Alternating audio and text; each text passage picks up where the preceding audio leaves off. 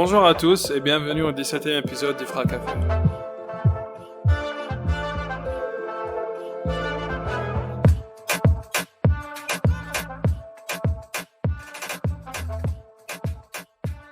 Comme d'habitude, je suis avec Greta, Jalil et Sabrina. Bonjour. Voilà. Bonjour. Fuck you, Jalil. Depuis tout à l'heure, tu me fais la morale, après tu me dis, ouais, Sofiane, réveille-toi. Fuck you. C'est justement pour te réveiller, tu vois que ça a marché. Ouais, incroyable. Aujourd'hui, on va parler de microbiote ou, comme on dit en anglais, microbiota. Alors, avant de commencer, j'ai juste envie de savoir si vous connaissez ce terme. Oui. Ok. Yes, So, ça veut dire quoi pour vous, microbiota ou microbiote? Est-ce que je commence? Vas-y. Rita, tu passes en dernier parce que toi, tu sais mieux que nous tous. Moi, je vais tout spoiler. Je vous laisse parler aujourd'hui. C'est ça. Pour moi, la microbiote... Le microbiote. Le microbiote. Pardon? Le microbiote. microbiote. Le microbiote intestinal, c'est tous les microbes qui vivent dans notre intestin et qui nous permettent de digérer plein de trucs et de vivre aussi. Voilà. Ok. Jalil? Je rejoins un peu ce que Sabrina a dit. Je pense le microbiote, je sais pas si c'est intestinal, il doit en avoir d'autres. C'est un regroupement de microbes comme ça et puis qui ont en travaillant ensemble, ils assurent une fonction, c'est genre que ce soit prévu ou non. C'est ça, et puis il faut nous manger hyper diversifié pour permettre à tous ces microbes-là de survivre et de travailler communément pour notre santé. C'est ça. Ok. Moi, je suis d'accord avec ce qu'ils ont dit. Et puis, pour répondre à ta question, Jalil, oui, il y a plusieurs microbiotes. T'as le microbiote de la peau, t'as le microbiote intestinal, t'as le microbiote vaginal. Donc, t'as plusieurs flores, en fait. Et puis, il y a plusieurs micro-organismes qui constituent tous ces microbiotes. Je vais juste comme rajouter une petite correction. En fait, quand on dit microbiote, on parle de la communauté des micro-organismes dans les intestins. Quand on parle de microbiome, on parle de communauté de micro-organismes dans tout le corps. Donc, pour la communauté qui est sur la peau, on parle de microbiome de la peau. Microbiome nasal, microbiome pulmonaire, microbiome intestinal, mais généralement, on garde le mot microbiote pour les intestins. Et c'est comme vous avez dit, c'est comme toute la communauté de micro-organismes, que ce soit bactéries, que ce soit fungi, on dit levure en... Les champignons. Vous savez, quand il a dit ça, qu'est-ce que j'ai pensé? Tu sais, les petites bactéries avec leurs pancartes. Mais grave! Quand t'as dit toute la communauté de microbes, j'étais là comme, mais c'est trop mignon! Sure. Donc, toute la communauté... les deux meufs barrées. Toi et moi, on a le même... le même délire. C'est ça. Toute la communauté de micro-organismes, donc les bactéries, les champignons, les bactériophages, qui sont les virus contre les bactéries, les virus, et ainsi de suite. Et donc, comme on est des êtres vivants en symbiose, on héberge pratiquement 100 à 1000 fois plus de bactéries dans notre corps que nos propres cellules en termes c'est un hôtel le truc. Alors justement, on est un hôtel et en fait on est plus comme un pays ou comme une planète. Comme une planète peut-être. Et c'est justement comme on est la fonction, si je peux dire ça, de toutes ces communications, coordination, entraide de toutes ces petites machines vivantes dans notre corps, que ce soit notre propre corps avec ses cellules ou sinon les micro-organismes. Mais moi j'ai juste envie de savoir si à votre avis, enfin plutôt avoir un avis, c'est quoi le pourcentage des micro-organismes qui nous infectent à votre avis? Genre entre tous les micro-organismes dans la nature, c'est quoi le pourcentage de ceux ou celles qui nous rendent malades? Je peux pas donner un pourcentage exact, mais je me dis que ça doit être en dessous de, je sais pas, 5%, 2%, un truc comme ça, parce que on est trop exposé, hein, j'ai l'impression. Si vraiment tout s'y pouvait nous affecter. Moi, je pense quand on est infecté, mais qu'on arrive quand même à se défendre, non? C'est pas parce qu'on est infecté qu'on développe forcément des maladies. J'en sais rien, hein, je dis peut-être de la merde. c'est pour ça que j'ai dit qui nous rendent malades, parce que il y a beaucoup de micro-organismes qui peuvent nous coloniser. Donc, à ne pas confondre avec ce que la France a fait en Cambodge, bien évidemment, mais c'est une autre type de colonisation, messieurs dames. Mais c'est ça en fait, comme il y a beaucoup de micro-organismes, ils sont redondants dans la nature, ils sont partout, et tu ne peux pas respirer, tu ne peux pas marcher, tu ne peux pas dormir, manger sans entrer en contact avec plusieurs micro-organismes. Donc, désolé pour tous les germophobes de renier un petit peu leur fantaisie, mais tu es toujours en contact avec ça. Et puis ce qu'il faut savoir aussi, c'est qu'on a des voies qui sont en contact à l'air libre. Donc notre système digestif, notre système respiratoire, c'est des voies qui sont en contact avec l'air libre. C'est même pas comme si l'intérieur de notre corps est protégé de ces communautés-là. Elles sont toujours ici, elles sont toujours en contact avec nous.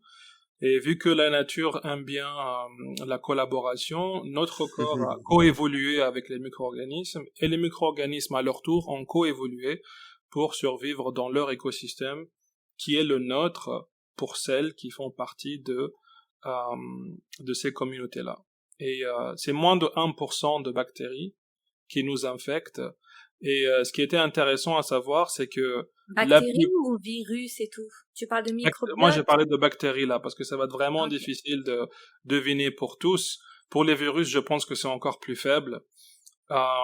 Et en fait, on avait découvert récemment, grâce à des études génétiques et de génomique et ainsi de suite, que la plupart des bactéries qui nous infectent et qui nous rendent malades, elles ont fait le saut d'une autre espèce à nous lorsqu'on a découvert l'agriculture. Et donc c'est en fait quand on a commencé à adopter un mode de vie plus sédentaire, en contact continu avec des animaux, des vaches, souvent dans des conditions non hygiéniques.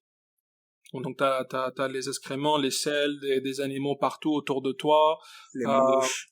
Et c'est exactement. Puis c'est comme ça justement qu'il y a beaucoup de bactéries, toutes les bactéries qui étaient responsables pour beaucoup de morts, cholera, Yersinia, celle qui a fait the Black Death, la peste noire, Salmonella, Klebsiella. En fait, c'est beaucoup de bactéries qui ont fait le saut d'animaux à nous il y a quelques dizaines de milliers d'années. Donc c'est même pas en fait, c'est très récent le fait que plusieurs bactéries nous rendent malades dans la nature. On est toujours en contact continu avec elles. Et ça va être le sujet de notre podcast, de notre épisode aujourd'hui. Alors pour commencer, il faudrait savoir que le microbiote, donc on parle spécifiquement là du microbiome du système digestif, c'est un écosystème avec, comme je disais, plusieurs différentes espèces de micro-organismes, de champignons, de bactéries, de virus.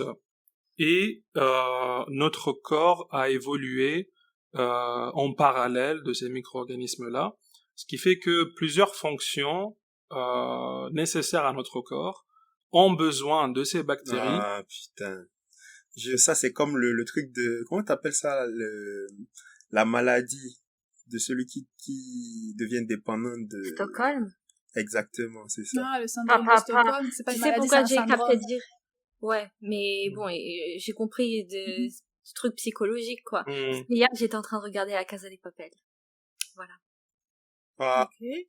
Il y a le syndrome de Stockholm dans la non, il y a juste, il y a pas Stockholm dedans parmi. Si, il y a Stockholm, mais ceux qui regardent, ils vont comprendre. Ok. Pourquoi si je ressens ça ici? Personne ne regarde parmi nous. Je te jure. Vous avez pas regardé La Casa des Papel? J'ai regardé le premier épisode, je me suis endormie tellement c'était ennuyeux, alors j'ai arrêté. Non, mais non, les gars. Non, c'est trop bien. Ça fait la 5e fois que je regarde toute la série encore, ou même plus. En tout cas, bref. Bravo, et t'es dépendante. mais pourquoi ça t'a fait penser au truc de dépendance, Jalil? Parce que de base, ces êtres-là ne vivaient pas avec nous, tu vois. Et puis, pour survivre, notre organisme, il s'est dit, au lieu que je les vois comme des ennemis, je vais me développer d'un côté pour pouvoir bénéficier de leur expertise, en gros.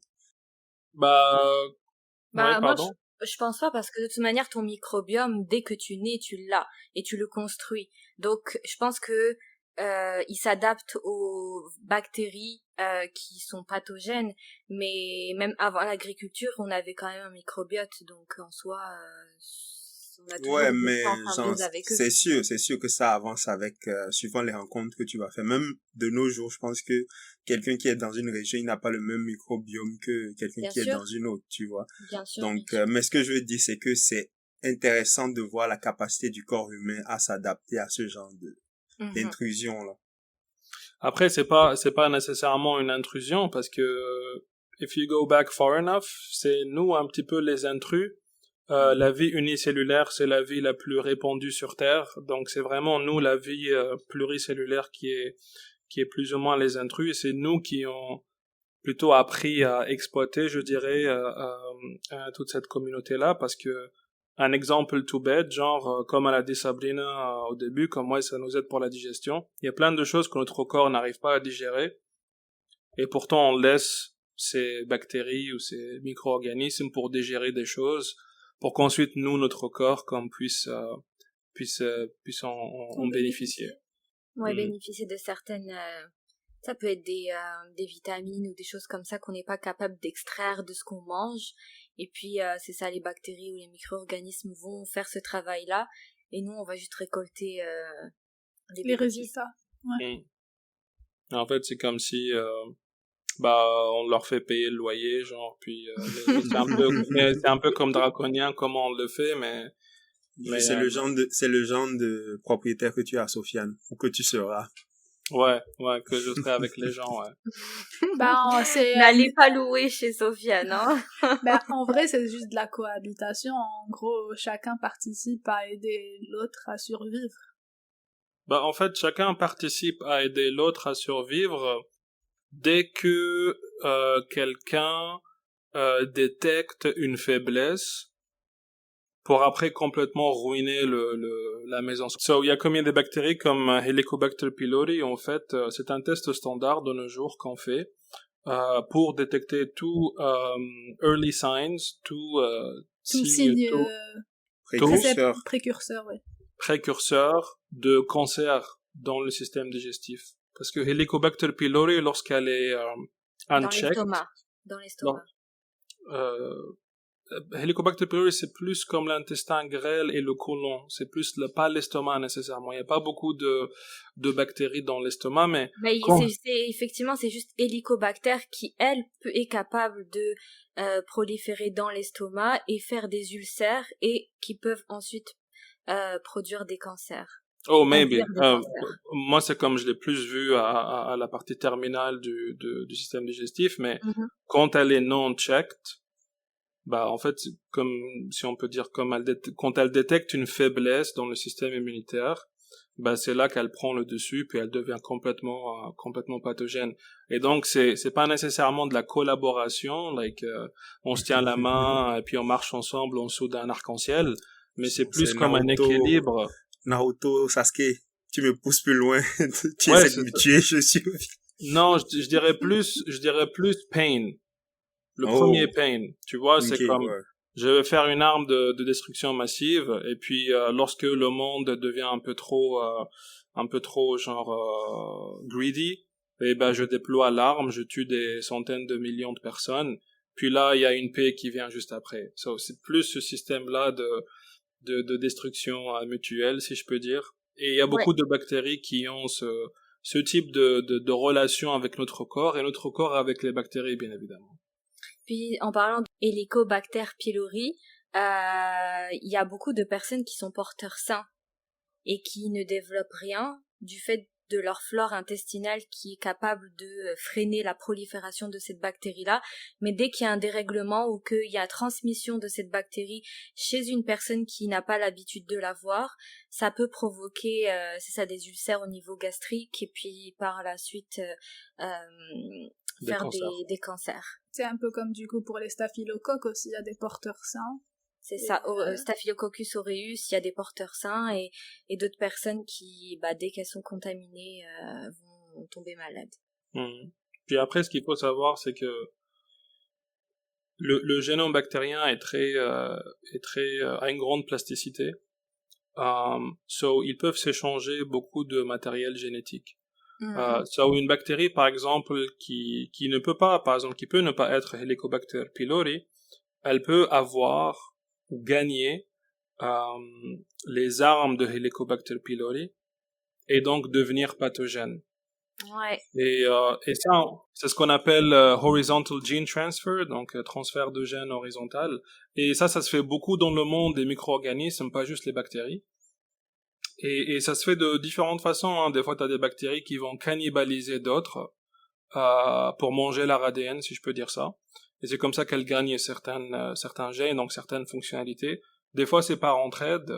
On sait que les bactéries peuvent produire comme des ponts. On appelle cross-feeding bridges. So, c'est comme s'ils font des ponts, genre, c'est comme si moi je faisais un pont à Sabrina.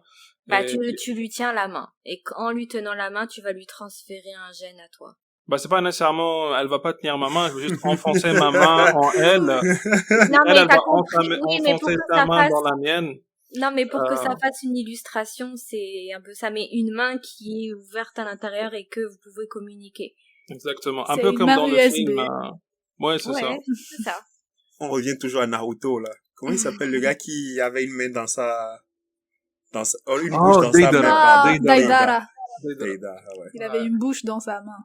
Ouais. Franchement, Deidara, c'était mon Akatsuki préféré. Grave, Pourquoi, Sofiane? Parce que je suis musulman et les terroristes, donc forcément. Non, mais n'importe quoi, franchement. Moi, j'ai vu, le gars, il fait des bombes, that's my man, tu vois, genre. Non, mais en vrai, j'aime beaucoup ce personnage. Ouais, j'ai bien aimé Deidara. Après, je trouvais qu'il simpait un peu trop pour Non, mais moi, je Itachi. comprends rien à ce que vous racontez. Parce que c'est pas grave, Rita. C'est pas grave, les abonnés comprennent. Ta culture, voilà. Bah, y en Toi, a quand tu parlais de, comment ça s'appelle, Casa de Papel tout à l'heure, on n'a rien compris, hein. Puis on s'est plaint, et voilà. T'as dit que t'as regardé, que c'était bien, qu'est-ce que tu me racontes? Ouais, mais pas jusque là où t'es. Bref. Donc, c'est ça. So, on sait aujourd'hui que le microbiote, du moins c'est devenu une mine de biomarqueurs. Ça veut dire quoi?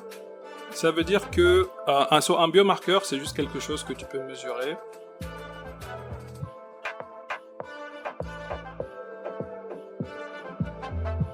Donc avec ça, c'était la fin de la première partie de l'épisode, en attendant de vous voir à la prochaine.